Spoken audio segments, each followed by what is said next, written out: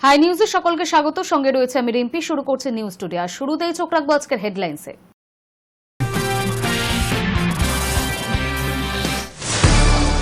অভিযুক্তরা কেড়ে নিয়েছিল মোবাইল, যাতে বাইরের কাউকে খবর না দিতে পারেন। কসবা ঘটনায় পুলিশি জেরায় গুরুত্বপূর্ণ দাবি নিরাপত্তারক্ষীর। প্রবীণ সিপিআইএম নেতাকে রাস্তায় ফেলে মার তৃণমূল নেত্রীর। খড়গপুর টাউন থানায় তৃণমূল নেত্রীর বিরুদ্ধে দায়ের অভিযোগ। সপ্তাহের প্রথম কর্মব্যস্ত দিনে চরম ভোগান্তির শিকার মেট্রো যাত্রীরা। 2 দফায় মেট্রো বিপর্যয়। জলজমা লাইনের দুর্ভোগ কাটতেই আত্মহত্যার চেষ্টা বেলগাছিয়া। রেল অবরোধে হাসনাবাদ শিয়ালদা শাখায় ব্যাহত ট্রেন চলাচল। রাস্তার দাবিতে অবরোধ বাসিলা স্টেশন। চূড়ান্ত ভোগান্তির শিকার যাত্রীরা। কুমিল্লার পর এবার বরিশাল। বাংলাদেশে তরুণীকে ধর্ষণের অভিযোগ বিএনপি নেতার বিরুদ্ধে। বারবার একই ঘটনা, তোলপাড় বাংলাদেশ। ঘটনায় গ্রেফতার 4। ফুটবল মাঠে হই হই। মাঠে বল খেলছে মানুষ নয়, রোবট। অভিনব ফুটবল দেখা গেল চীনের রাজধানী বেজিং এর মাঠে। কসবার ঘটনায় সামনে আসছে একের পর এক তথ্য। ঘটনার দিন বিকেল 4টের পর কারা ছিলেন কলেজে তা নিয়েও শুরু হয়েছে তদন্তের তৎপরতা।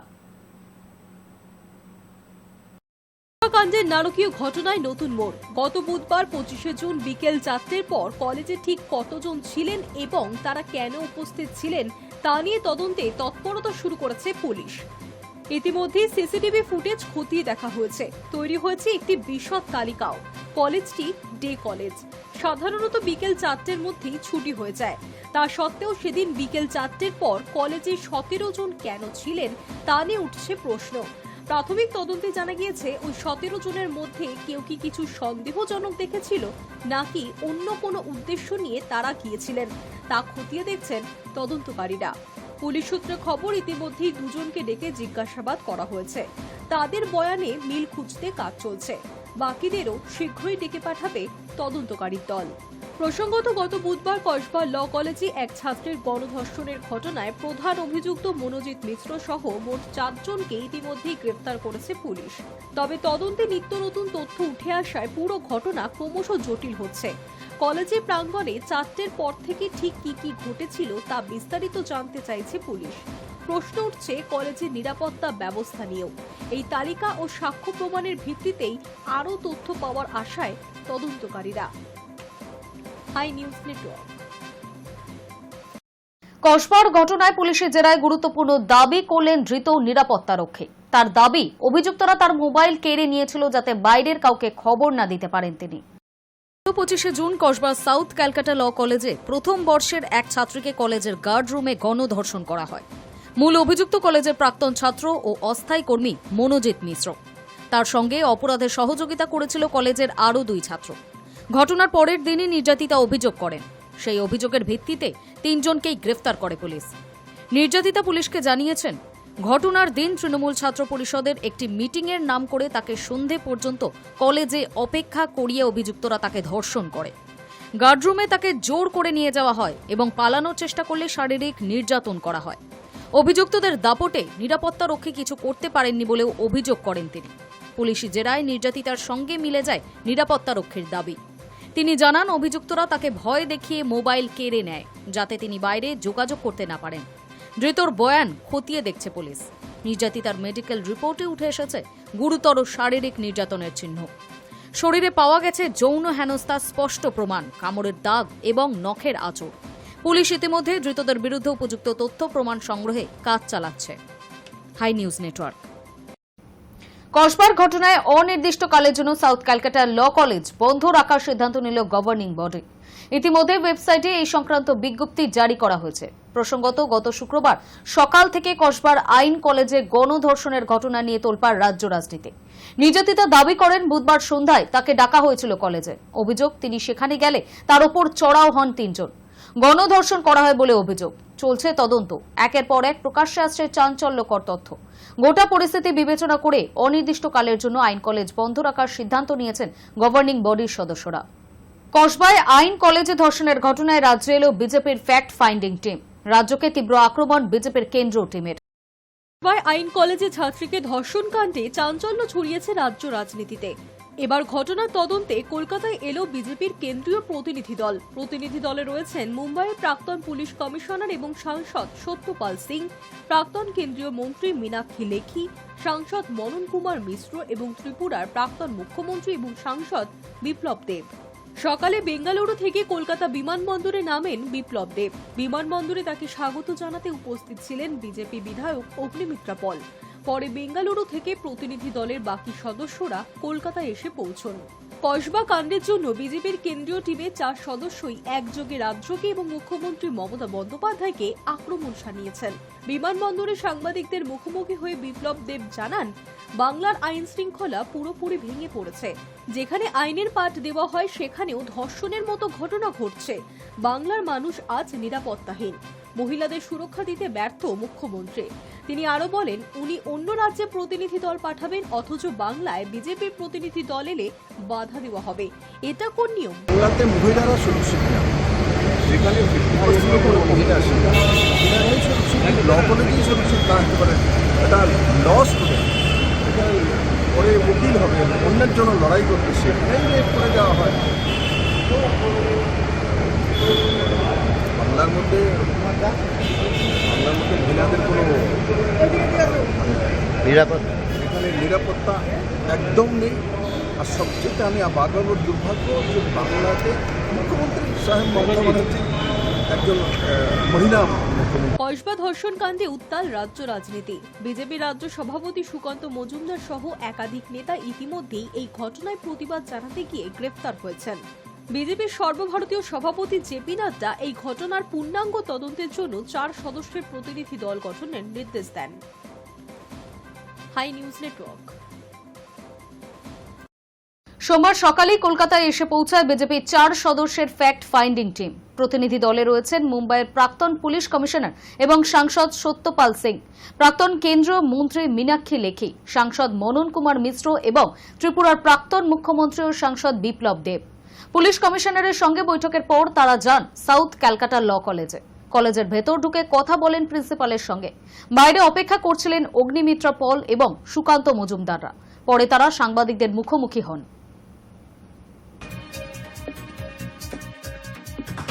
एक महिला मुख्यमंत्री होने के बाद जिस प्रकार से महिलाओं के ऊपर अत्याचार बढ़ रहे हैं, और एक केस नहीं है, ऐसे बहुत केस हैं। हमारे पास लिस्ट है, अग्निमित्रा जी ने आज लिस्ट दी है, होगा तो बाद में प्रेस में भी हम उसको रिलीज करेंगे। इतने केस हैं महिलाओं के ऊपर अत्याचार और उनके प्रति अपराध के, बहुत से केसेस में FIR ही रजिस्टर नहीं की जा रही। हम दिखाने के लिए दिखाएंगे आंकड़ों के अंदर कि आंकड़ों में जो है, आंकड़े में वेस्ट बंगाल जो पीछे आगे नहीं है। जब FIR ही रजिस्टर नहीं होती है, कितने लोग हैं अभी, कितनी महिलाएं हैं जो अत्याचार से पीड़ित हैं। বারাসাতে এক কলেজ ছাত্রকে শ্লীলতাহানির অভিযোগ। বাড়ি থেকে ফেরার পথে পথ আটকিয়ে অশালীন আচরণের অভিযোগ। গ্রেফতার অভিযুক্ত রাজু শেখ। কসবা গণধর্ষণ কাণ্ডের রেশ এখনো কাটেনি। তারই মাঝে বারাসাতে ফের শ্লীলতাহানির ঘটনা। রবিবার দুপুর 1টা নাগাদ বারাসাতের 12 নম্বর রেলগেট এলাকায় এক কলেজ ছাত্রীর শ্লীলতাহানির অভিযোগ ওঠে। নির্যাতিতা জানিয়েছেন, বাড়ি ফেরার পথে অভিযুক্ত রাজু শেখ তার পথ আটকায় এবং অশালীন আচরণ করে। নির্যাতিতা চিৎকার শুনে স্থানীয়রা ছুটে আসেন এবং অভিযুক্তকে ধরে ফেলেন। এরপরই পুলিশ এসে অভিযুক্তকে গ্রেফতার করেছে। প্রাথমিক তদন্তে জানা গিয়েছে, অভিযুক্ত রাজু শেখ ওই এলাকারই স্থানীয় বাসিন্দা। পুলিশ জানিয়েছে, তার বিরুদ্ধে আগেও অসামাজিক কার্যকলাপের অভিযোগ রয়েছে। নির্যাতিতা কলেজ ছাত্রী বর্তমানে মানসিকভাবে ভেঙে পড়েছেন। তার পরিবার পুলিশের কাছে অভিযুক্তের শাস্তির দাবি জানিয়েছে। দিনের বেলায় জনবহুল এলাকায় এমন ঘটনার পুনরাবৃত্তি রাজ্যের নারী নিরাপত্তা নিয়ে নতুন করে প্রশ্ন তুলেছে। কসবার ঘটনার পর রাজ্য জুড়ে মহিলাদের নিরাপত্তা ব্যবস্থা নিয়ে প্রশাসনকে কোণঠাসা করছে বিরোধীরা। এই ঘটনায় ফের বিতর্ক উস্কে দিয়েছে। High news network. কসবা গণধর্ষণ কাণ্ডে উত্তাল রাজ্য। সেই আবহে এবার নাবালিকা ধর্ষণের অভিযোগ উঠল। আর ঘটনাস্থল হল উত্তর 24 পরগনার সন্দেশখালী। বান্ধবীর বাবার হাতে যৌন নির্যাতনের শিকার হতে হলো এক নাবালিকাকে। বর্তমানে মেয়েটি গুরুতর অসুস্থ অবস্থায় হাসপাতালে ভর্তি। ঘটনাকে কেন্দ্র করে ব্যাপক চাঞ্চল্য ছড়িয়েছে এলাকায়। বান্ধবীর বাবার হাতে যৌন নির্যাতনের শিকার হতে হলো এক নাবালিকাকে। পুলিশ ও স্থানীয় সূত্রে জানা গিয়েছে, নির্যাতিতা ন্যাটজাট থানার অন্তর্গত আগারাটি গ্রামে মামার বাড়িতে থাকে। তার বাবা মা কর্মসূত্রে বাইরে থাকেন। অভিযোগ, রবিবার দুপুরে মেয়েটিকে এলাকার এক নির্জন জায়গায় ডেকে নিয়ে যায় তার বান্ধবীর বাবা। সেখানেই নাবালিকাকে ধর্ষণ করা হয় বলেই অভিযোগ। পাশ দিয়ে যাওয়া কয়েকজন মহিলা মেয়েটির আর্তনাদ শুনতে পেয়ে ছুটে আসেন। তারা মেয়েটিকে উদ্ধারও করেন, যদিও অভিযুক্ত বুঝতে পেরে চম্পট দেয়। তাকে এখনো ধরতে পারেনি পুলিশ। জানা যাচ্ছে স্থানীয়রাই মেয়েটিকে দ্রুত হাসপাতালে নিয়ে যান। সেখানে তার চিকিৎসা চলছে। পরিবারের তরফে জানানো হয়েছে অভিযুক্ত ব্যক্তি এর আগেও এমন ঘটনার সঙ্গে যুক্ত ছিল, কিন্তু ভয় দেখিয়ে বারবার মেয়েটিকে চুপ করিয়ে রাখা হয়েছিল। পরিবারের তরফে লিখিত অভিযোগ দায়ের করা হয়েছে নেজার থানায়। থানার ওসি ভরতপ্রসূন পুরকাইত জানান, অভিযোগ পাওয়ার পরই তদন্ত শুরু হয়েছে। অভিযুক্তের খোঁজে তল্লাশি চলছে। ছবি ও পরিচয় বিভিন্ন জায়গায় পাঠানো হয়েছে। খুব শিগগিরই তাকে গ্রেপ্তার করা হবে বলেও আশ্বাস দেন তিনি। এদিকে ঘটনার রাজনৈতিক তরজাও শুরু হয়েছে। স্থানীয়দের একাংশের দাবি, অভিযুক্ত ব্যক্তি আইএসএফ এর সমর্থক। এই প্রসঙ্গে তৃণমূলের স্থানীয় নেতৃত্বের বক্তব্য, ঘটনাটি ভীষণ লজ্জাজনক। দোষীর কঠোর শাস্তির ব্যবস্থা করতে হবে। অন্যদিকে আইএসএফ এর বসিরহাট জেলার যুগ্ম সম্পাদক মুসা করিম এই অভিযোগ মানতে নারাজ। তার কথায়, তৃণমূল এখানে মাটির তলায়। আইএসএফ এর নাম বদনাম করার চেষ্টা চলছে। এই ঘটনার সঙ্গে আইএসএফ এর কোনো যোগ নেই। পুলিশ এখন অভিযুক্তর খোঁজে তৎপর। পাশাপাশি এই ঘটনায় নিরপেক্ষ তদন্ত ও দোষীর দ্রুত শাস্তির দাবি তুলছে এলাকাবাসী। High news network. সিপিএম এর প্রবীণ নেতাকে রাস্তায় ফেলে মার, অভিযোগের তীর তৃণমূল নেত্রীর বিরুদ্ধে। খড়গপুর টাউন থানার তৃণমূল নেত্রীর বিরুদ্ধে দায়ের সিপিএম এর প্রবীণ নেতাকে রাস্তায় ফেলে মার তৃণমূল নেত্রীর। খড়গপুরের খড়িদা এলাকায় প্রবীণ সিপিএম নেতা অনিল দাসকে প্রকাশ্যে রাস্তায় ফেলে বেধড়ক মারধরের অভিযোগ উঠল তৃণমূল নেত্রী বেবি কোলে ও তার অনুগামীদের বিরুদ্ধে। শুধু মারধরই নয়, তাকে জুতো পেটাও করা হয় বলে অভিযোগ। ঘটনার জেরে চাঞ্চল্য ছড়িয়েছে মালঞ্চ এলাকায়। ঘটনার সূত্রপাত একটি দেওয়াল ভাঙাকে কেন্দ্র করে। অভিযোগ, এক ব্যক্তির বাড়ির পাঁচিল জোর করে ভেঙে দিয়েছিলেন তৃণমূল নেত্রী বেবি কোলে। সেই ঘটনার প্রতিবাদ করেছিলেন প্রবীণ সিপিএম নেতা অনিল দাস, আর সেই প্রতিবাদেই সোমবার তার উপর হামলা চালানো হয় বলে অভিযোগ। প্রত্যক্ষদর্শীরা জানিয়েছেন, বেবি কোলের নেতৃত্বে একদল লোক খড়িদা এলাকায় রাস্তায় অনিল বাবুকে ধরে ফেলেন এবং তাকে মাটিতে ফেলে বেধড়ক মারধর করেন। প্রাণে বাঁচতে বাম নেতা একটি রঙের দোকানে আশ্রয় নেন। সেখানেও তাকে নিস্তার দেয়নি হামলাকারীরা। অভিযোগ, দোকানের রঙের ডাব্বা তার গায়ে ছুঁড়ে মারেন। তাতে তিনি পুরোপুরি ভিজেও যান। পরবর্তীতে স্থানীয় বাসিন্দাদের সহায়তায় অনিল দাস খড়গপুর টাউন থানায় পৌঁছে লিখিত অভিযোগ দায়ের করেছেন তৃণমূলের বেবি কোলের বিরুদ্ধে। High news Network. সপ্তাহে প্রথম কর্মব্যস্ত দিনে চরম ভোগান্তির শিকার মেট্রো যাতায়াতকারীরা। দুদফায় মেট্রো বিপর্যয়। লাইনে জল জমে ঘণ্টা দুয়েকে দুর্ভোগ কাটতেই আত্মহত্যার চেষ্টা বেলগাছিয়ায়। লাগাতার বৃষ্টি, তার জেরে সপ্তাহের প্রথম দিনে ফের মেট্রো পরিষেবায় চরম ভোগান্তি। চাঁদনী ও সেন্ট্রাল স্টেশনের মাঝে লাইনের ওপর জল। সূত্রের খবর, সকাল ৯টা থেকে কবির সুভাষ থেকে দক্ষিণেশ্বর পর্যন্ত টানা পথে বন্ধ ছিল মেট্রো চলাচল। ভাঙা পথে চলছিল মেট্রো। মাঝের কয়েকটি স্টেশনে আবার পুরোপুরি বন্ধ ছিল পরিষেবা। এর ফলে বিপাকে পড়েছিলেন যাত্রীরা। 11টা নাগাদ মেট্রো পরিষেবা স্বাভাবিক হতেই ফের বিপত্তি। বেলগাছিয়া লাইনে আত্মহত্যার চেষ্টা হয়েছে বলে খবর। দক্ষিণেশ্বর থেকে কবি সুভাষগামী রেল খালি করে দেওয়া হয়। মেট্রো সূত্রের খবর, সোমবার 11টা 20 মিনিট নাগাদ একজন ঝাঁপ দিয়েছেন ডাউন লাইনে। ফলে গিরিশ পার্ক থেকে কবি সুভাষ ভাঙা পথে মেট্রো চলছে। মেট্রো কর্তৃপক্ষ জানিয়েছেন, সোমবার সকাল 9টা নাগাদ চাঁদনী ও সেন্ট্রাল স্টেশনের মাঝখানে লাইনে জল দেখা যায়। যাত্রী সুরক্ষার কথা মাথায় রেখে সকাল 9টা 5 থেকে ভাঙা পথে মেট্রো পরিষেবা চালু করা হয়। 10টা 58 থেকে আবার সম্পূর্ণ পথে মেট্রো চলতে শুরু করে, কিন্তু তারপরেই বিপত্তি। আত্মহত্যার চেষ্টার কারণে আবার ভেঙে পড়ে পরিষেবা। যদিও যাত্রীদের দাবি, সোমবার সকাল 8টা 45 মিনিট নাগাদই মেট্রো পরিষেবায় সমস্যা দেখা দেয়। স্টেশনেই থমকে যায় মেট্রো। 9টা নাগাদ মেট্রো কর্তৃপক্ষের তরফে ঘোষণা করা হয় যে ভাঙা পথে চলবে মেট্রো। ওই সময় কবি সুভাষ থেকে ময়দান স্টেশনের মধ্যে চলাচল করে মেট্রো। অন্যদিকে উত্তরে দক্ষিণেশ্বর থেকে গিরিশ পার্কের মধ্যে চলাচল করে মেট্রো। মাঝে পার্ক স্ট্রিট থেকে এমজি রোড স্টেশনের মধ্যে মেট্রো চলাচল বন্ধ ছিল। মেট্রো পরিষেবা ব্যাহত হওয়ার কারণে বিপাকে পড়েন অফিস এবং স্কুল কলেজের ছাত্রীরা।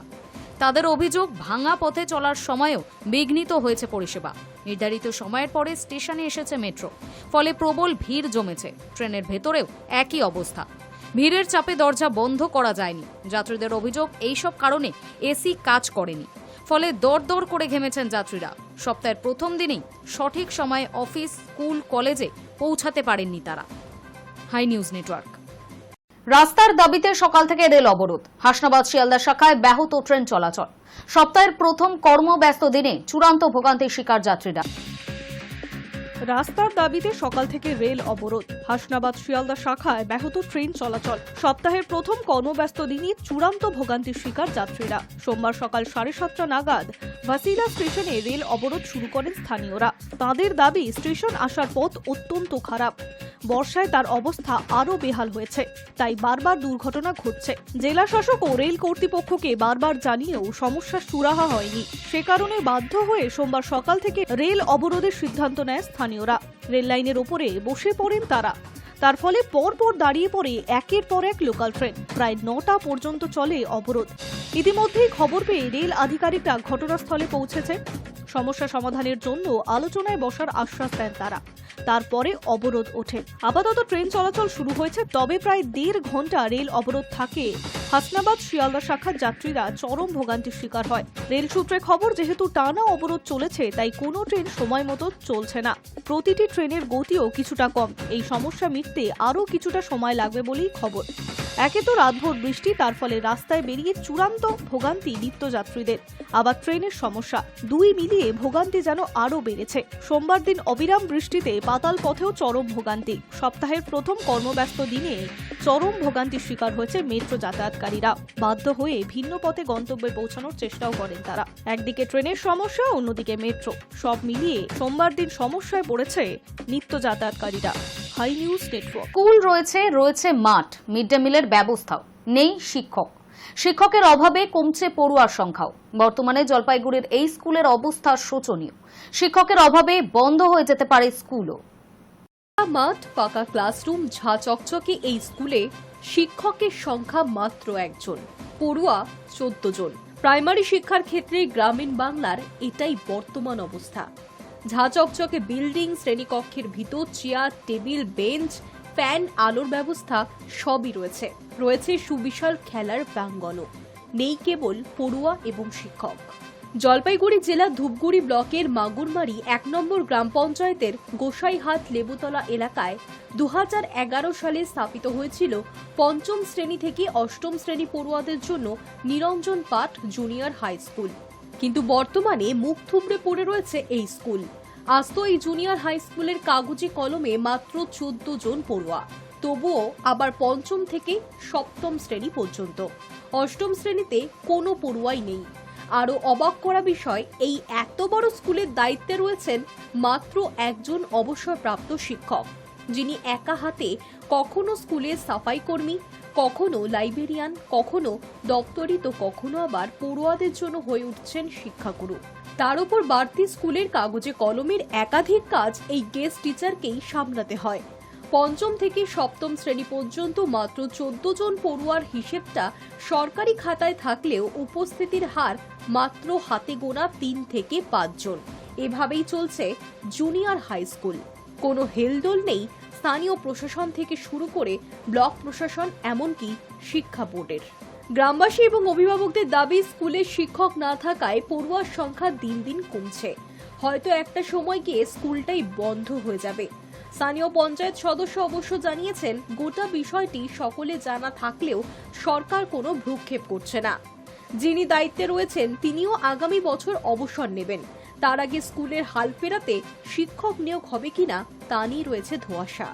পড়ুয়ারাও চাইছে স্কুলে আরও শিক্ষক নিয়োগ হোক, নয়তো স্কুলটাই বন্ধ হয়ে যাবে। স্কুলের এই বর্তমান পরিস্থিতি দেখে স্থানীয় মানুষ তাদের বাচ্চাদের পার্শ্ববর্তী উচ্চতর মাধ্যমিক বিদ্যালয়গুলিতে ভর্তি করাচ্ছেন। এদিকে সুবিশাল এই স্কুলটি সকলের অজান্তেই বন্ধ হয়ে যেতে বসেছে।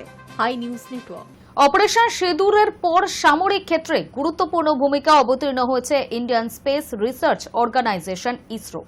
এবার শত্রুপক্ষের কর্মকাণ্ড নজরে রাখতে আকাশপথে ইসরোর নজরদারি। চীন ও পাকিস্তানের গতিবিধির ওপর 24 ঘন্টা নজরদারি চালাতে মহাকাশে 52টি সামরিক স্যাটেলাইট বা কৃত্রিম উপগ্রহ পাঠানোর সিদ্ধান্ত নিয়েছে কেন্দ্রীয় সরকার। অপারেশন সিন্দুরের সময় গোটা দুনিয়া দেখেছে কাকে বলে বৈদ্যুতিন যুদ্ধ কৌশল। সিগন্যাল জ্যাম করা, রাডারের চোখে ধুলো দেওয়ার কৌশল। ভারত প্রায় 22 মিনিট যাবৎ পাকিস্তানের প্রতিরক্ষা বিভাগের সমস্ত সিগন্যাল নিজের কবজায় নিয়ে নিয়েছিল। আর এই 22 মিনিটের খেলায় পাকিস্তানের মুখ ভোঁতা করে দিয়েছে ভারতের বিমান বাহিনী। এই অসম্ভব কাজকে সম্ভব করে তুলেছে দেশের বৈদ্যুতিন যুদ্ধ, যার মূল হাতিয়ারগুলি ঘুরছে মহাকাশে। দেশের চর উপগ্রহগুলির কেরামতিতেই এটা সম্ভবপর হয়েছিল।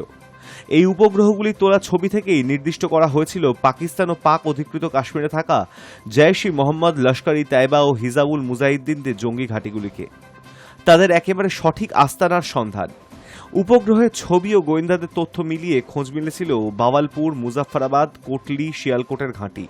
পহেলগাঁও কাণ্ড ও অপারেশন সিন্দুর থেকে শিক্ষা নিয়ে এবার ভারত আধুনিকোত্তর যুগের যুদ্ধ কৌশলকে আরও শক্তিশালী করার দিকে এগোতে চাইছে। প্রতিরক্ষা ও বিভিন্ন সূত্র মারফত জানা গিয়েছে, চীন ও পাকিস্তানকে নজরবন্দি করতে ভারত 52টি গুপ্তচর উপগ্রহ পাঠানোর কাজ খুব দ্রুত গতিতে শুরু করেছে। এগুলির কাজ হবে দুনিয়ার বিভিন্ন দেশ ছাড়াও বিশেষ করে দক্ষিণ এশিয়ার প্রতিরক্ষা সংক্রান্ত খবরাখবর তুলে দেওয়া। এমনকি এগুলিকে এমনভাবে তৈরি করা হচ্ছে যে প্রয়োজন পড়লে উপগ্রহকে সামরিক উদ্দেশ্যেও ব্যবহার করা যেতে পারে। মহাকাশ নজরদারিতে জোর দিতে গত বছর অক্টোবরে ভারত সরকার 26,968 কোটি টাকার বিশাল বাজেট পাশ করেছিল। সেই প্রকল্পের অন্তর্গত এই উপগ্রহগুলি। এই প্রকল্পে ইসরো পাঠাবে 21টি উপগ্রহ। এছাড়া 3টি বেসরকারি সংস্থা বাকি 31টি উপগ্রহ তৈরি ও উৎক্ষেপণের দায়িত্বে থাকবে। এর প্রথম দফায় উপগ্রহ ছাড়া শুরু হবে আগামী বছরের এপ্রিল মাস থেকে এবং গোটা প্রকল্পটি শেষ করে ফেলা হবে 2029 সালের আগে। প্রতিরক্ষা মন্ত্রকের অন্তর্গত আইডিএস এই প্রকল্পে তদারকিতে থাকছে। এই উপগ্রহগুলির কাজই থাকবে চীন, পাকিস্তান ও ভারত মহাসাগরীয় এলাকায় চিল নজর রাখা। উপগ্রহ চিত্রের ছবি দেখেই দেশের প্রতিরক্ষা বিভাগের কাজকর্মের সুবিধা হবে, আরও অনেক বেশি তথ্য হাতে আসবে সীমান্ত এলাকা সম্পর্কে। High news Network. বদল ঘটছে না কর্ণাটকের মুখ্যমন্ত্রীর। আগামী 5 বছর কর্ণাটকের মুখ্যমন্ত্রী থাকছেন সিদ্দারামাইয়া, এমনটাই জানানো হলো কংগ্রেসের। 2023 সালে বিজেপিকে উৎখাত করে কর্ণাটকে ক্ষমতায় এসেছিল কংগ্রেস। এরপর থেকেই ঘরোয়া কোন্দলে নাজেহাল অবস্থা হাত শিবিরের। মুখ্যমন্ত্রী পদের দাবিদার হিসেবে সিদ্দারামাইয়ার পাশাপাশি উঠে আসে ডিকে শিবকুমার। শেষ পর্যন্ত সিদ্দারামাইয়াকে শাসনভার দেওয়া হলেও দ্বন্দ্ব মেটেনি। সরকারের অন্দরের সংঘাত পর্ব উত্তরোত্তর বাড়তে থাকে। এর সঙ্গেই গোদের ওপর বিস্ফোরার মতো সামনে আসে একের পর এক দুর্নীতির অভিযোগ। বিরাট জমি দুর্নীতির অভিযোগে নাম জড়ায় খোদ মুখ্যমন্ত্রীর।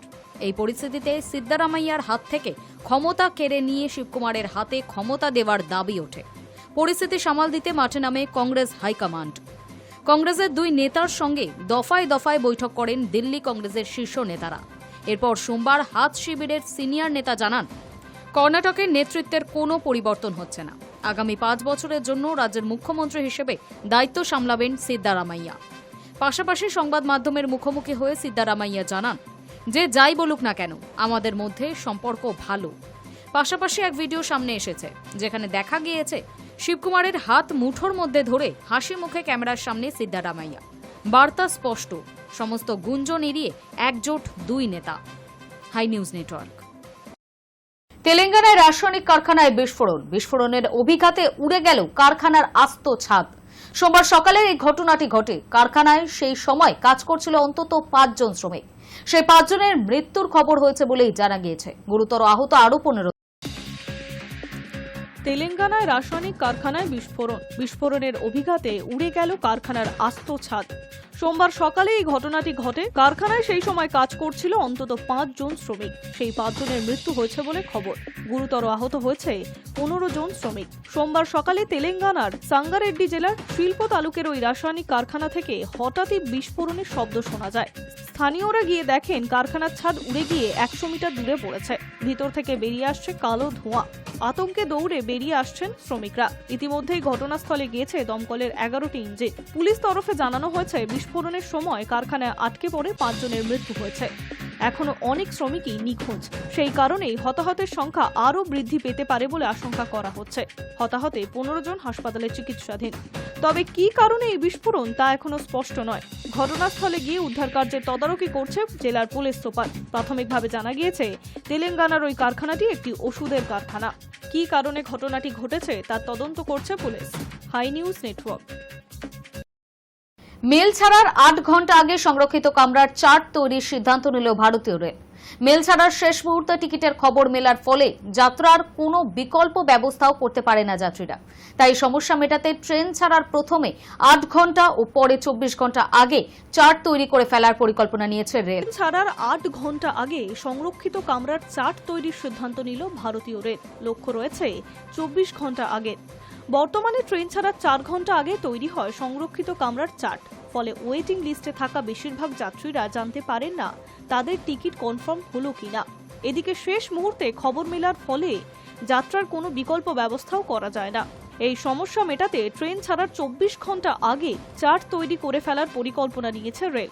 আপাতত রাজস্থানের বিকানের ডিভিশনে পাইলট প্রজেক্ট হিসেবে পরীক্ষামূলক সেই কাজ শুরু হয়েছে।